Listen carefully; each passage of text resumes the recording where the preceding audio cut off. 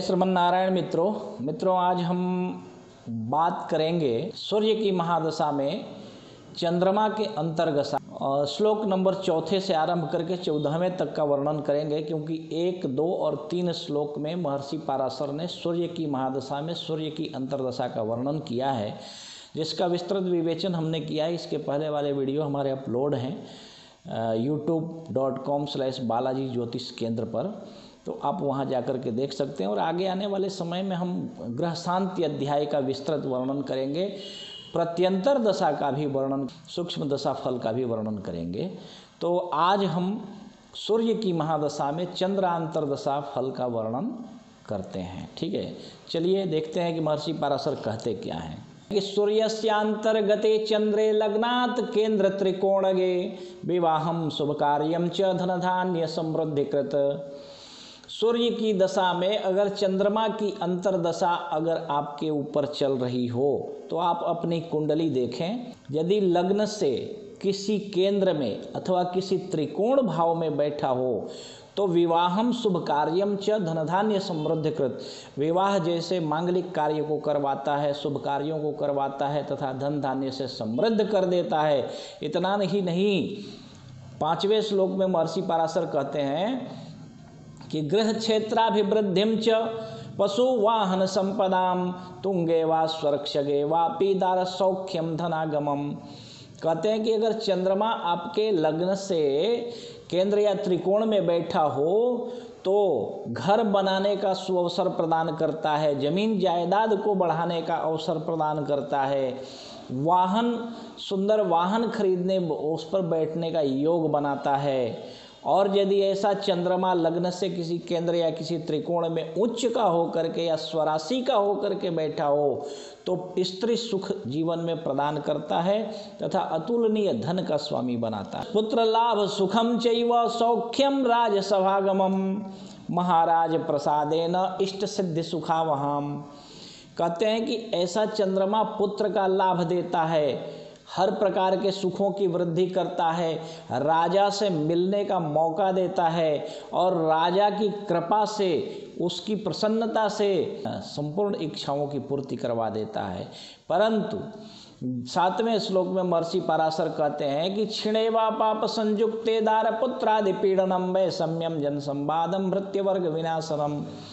कहते हैं कि अगर चंद्रमा आपकी कुंडली में लग्न से किसी केंद्र या किसी त्रिकोण में क्षीण होकर के बैठा हो अथवा किसी पाप ग्रहों से देखा जा रहा हो या पाप ग्रहों के साथ में बैठा हो तो ऐसा चंद्रमा पुत्र को कष्ट, पत्नी को कष्ट देता है, मानसिक विषाद बनाए रखता है, लोगों से दूरियां बढ़ाने लगता है तथा भृत्य वर्ग विनाशनम, अपने स्वजनों का नाश भी करवाने लगता है। अगले 8वें श्लोक में महर्षि पराशर कहते हैं विरोधम राजकलहम धन धान्य पशुक्षयम षष्टाष्टमव्यये चंद्रे जलभीति मनोरुजम। कहते हैं कि हर तरफ से विरोध की आवाज़ आपके खिलाफ उठने लगती है, राजा एवं राज कर्मचारियों से विरोध हो जाता है, धन धान्य और पशु वाहन आदि का क्षय होने लगता है। 6ठे, 8वें और 12वें घर में लग्न से, आप ध्यान देना इस बात को, अगर आप अपनी कुंडली देख रहे हैं अथवा आप ज्योतिष पढ़ रहे हैं, दोनों अवस्थाओं में इस बात को गौर से सुनना। महर्षि पराशर कहते हैं कि षष्टाष्टमव्यये चंद्रे जलभीतिम मनोरुजम। यदि लग्न से चंद्रमा 6ठे, 8वें या 12वें घर में बैठा हो तो जल भीतिम, ऐसे जातक को जल से खतरा होता है, पानी से बच के रहना चाहिए तथा मनोरुजम, मानसिक कष्ट की व्यापकता हो जाती है। बंधनम रोग पीड़ाम च स्थान विच्युतिकारकम दुस्थानम चापि चित्तेन दायाद जन विग्रहम। कहते हैं कि जेल यात्रा भी हो सकती है, तो अनेकों प्रकार के रोग कष्ट पहुंचाने लगते हैं, स्थान छोड़ करके जाना पड़ सकता है और ऐसे स्थान में निवास करना पड़ सकता है जो स्थान बिल्कुल रहने लायक न हो और अपने प्रियजनों से दूर बिछड़ करके रहना पड़ता है। ये कब होता है? ये चंद्रमा यदि 6ठे, 8वें या 12वें घर में बैठा हो तो इस प्रकार का फल होता है। ठीक है। और इतना ही नहीं, कहते हैं कि निर्देशित कुत्सितान्नम च चौराद नृप पीड़नम मूत्र कृच्छ्रादि रोगश्च देह पीड़ा तथा भवेत। कहते हैं कि ऐसा अन्न खा करके जीवन यापन करना पड़ता है जिस अन्न को खाने लायक नहीं समझा जाता है, चोरों से भी भय होता है और राजा से भी कष्ट होने का योग बनाता है, मूत्र रोग होने की प्रबल संभावना हो जाती है, शारीरिक पीड़ा की अधिकता हो जाती है। परंतु अगले श्लोक अर्थात 11वें श्लोक में महर्षि पराशर कहते हैं कि दाये साल लाभ भाग्ये च केंद्रे वा शुभ संयुते भोग भाग्यादि संतोषदार पुत्रादि वर्धनम। कहते हैं अगर दशानाथ से अर्थात सूर्य से चंद्रमा अगर लाभ भाव में, भाग्य भाव में या किसी केंद्र में किसी शुभ ग्रह के साथ युक्त होकर के बैठा हो तो भोग और भाग्य की वृद्धि कर देता है, मानसिक संतुष्टि देता है, पुत्र और पत्नी का सुख देता है, राज्य प्राप्तिम महत् सौख्यम स्थान प्राप्तिम च शाश्वतीम विवाहम यज्ञ दीक्षाम च सुमाल्याम्बर भूषणम। महर्षि पराशर कहते हैं कि अगर दशानाथ से चंद्रमा 11वें 9वें और किसी केंद्र में 1 4 7 और 10वें घर में बैठा हो तो ऐसा चंद्रमा राज्य की प्राप्ति करवाता है, महान सुख की प्राप्ति करवाता है, उत्तम स्थान सुयोग्य स्थान की प्राप्ति करवाता है, पदोन्नति करवाता है और विवाह आदि करवाता है, बड़े बड़े अनुष्ठान यज्ञ महोत्सव आदि करने का मौका देता है, सुंदर वस्त्राभूषणों से अलंकृत कर देता है।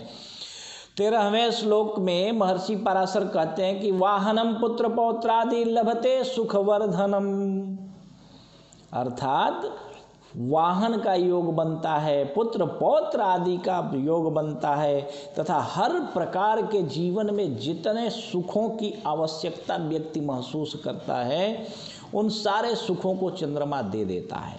परंतु 13वें श्लोक के उत्तरार्ध में अर्थात दूसरे लाइन में महर्षि पराशर कहते हैं कि दाये साद रिपुरंध्रस्थे व्यये वा बलवर्जिते अकाले भोजनम चैव देशाद देशम गमिष्यति। कहते हैं कि अगर दशानाथ से अर्थात सूर्य से ऐसा चंद्रमा 6ठे 8वें और 12वें घर में बलहीन होकर के बैठा हो तो अकाल में जिस प्रकार भोजन के लिए व्यक्ति तरसता है वैसे भोजन तक के लिए देशाद देशम गमिष्यति, भिखारियों की तरफ इधर उधर भटकना पड़ता है। और 14वें श्लोक में कहते हैं कि द्वितीय द्योननाथे च यप मृत्युर्भविष्यति, अगर दूसरे या 7वें घर के मालिक के रूप में चंद्रमा हो अथवा उन मालिकों के साथ में बैठा हो अथवा दूसरे और 7वें घर में बैठा हो तो अपमृत्यु तक करवा देता है, मौत भी दे देता है, वो भी अकाल मृत्यु। ठीक है, परंतु घबराइए मत। महर्षि पराशर कहते हैं कि अगर ऐसा चंद्रमा अशुभ फल दे रहा हो तो आप मानसिक रूप से जब व्यक्ति उद्विग्न हो जाता है, परेशान हो जाता है, टेंशन में रहता है तो किसी ज्योतिषी के पास जाता है और जब वो किसी ज्योतिषी के पास जाए तो ऐसी अवस्थाओं को सुन करके ज़्यादातर ज्योतिषी उसको, या आजकल तो सुनार लोग भी ज्योतिषी हो गए हैं, वो कह देते हैं कि एक काम करो मोती पहन लो, मानसिक टेंशन रहती है तो, गुस्सा आता है तो। परंतु भूल करके भी ऐसा मत करना। आप देखना लग्न से अथवा दशानाथ से चंद्रमा 6ठे 8वें 12वें में यदि गोचर कर रहा हो अथवा दूसरे 7वें घर में बैठा हो या दूसरे 7वें घर के मालिक के साथ बैठा हो, किसी क्रूर मार्केश ग्रह के साथ में बैठा हो तो कदापि मोती धारण नहीं करना, वरना लेने के देने पड़ जाएंगे भाई साहब, ध्यान रखना इस बात का। ठीक है, तो उस समय क्या करना चाहिए? श्वेताम गाम महिषिम दद्यात् शांतिम कुर्यात् सुखाप्तये, श्वेत गौ का दान करें, दूध देने वाली महिषिम दद्यात्, भैंस का भी दान कर सकते हैं, और ऐसा करने से शांतिम कुर्यात् सुखाप्तये, इस प्रकार दान करके चंद्रमा की शांति के लिए, कभी भी किसी ग्रह के लिए भी कुछ भी दान करें तो संकल्प करके अथवा मानसिक रूप से भी आपकी जो भी भाषा हो उस भाषा में, अपनी भाषा में, मातृभाषा में बोल करके भी आप दान कर सकते हैं, ऐसा कुछ नहीं है। ठीक है, ऐसा करने से चंद्रमा की शांति हो जाती है तथा सुखम आपतये, हर प्रकार के सुख को देने में सक्षम हो जाता है ऐसा चंद्रमा। तो आप लोग इस उपाय को करें और youtube.com/बालाजी ज्योतिष केंद्र इस चैनल पर हम अभी आने वाले समय में अंतरदशा, प्रत्यंतर दशा, सूक्ष्म दशा के फल का भी वर्णन करने वाले हैं, जैसा कि महर्षि पराशर ने बृहद पराशर होरा शास्त्र में किया है।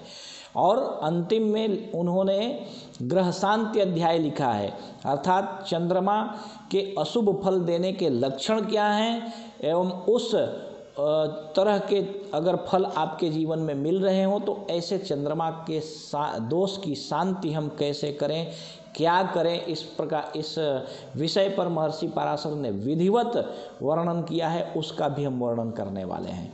तो आप हमारे चैनल को सब्सक्राइब कर लीजिए और आप अपने सुहृदजनों के साथ, मित्र परिवार रिश्तेदारों के साथ में हमारे इस वीडियो को शेयर करें ताकि उनको भी इसका लाभ मिले।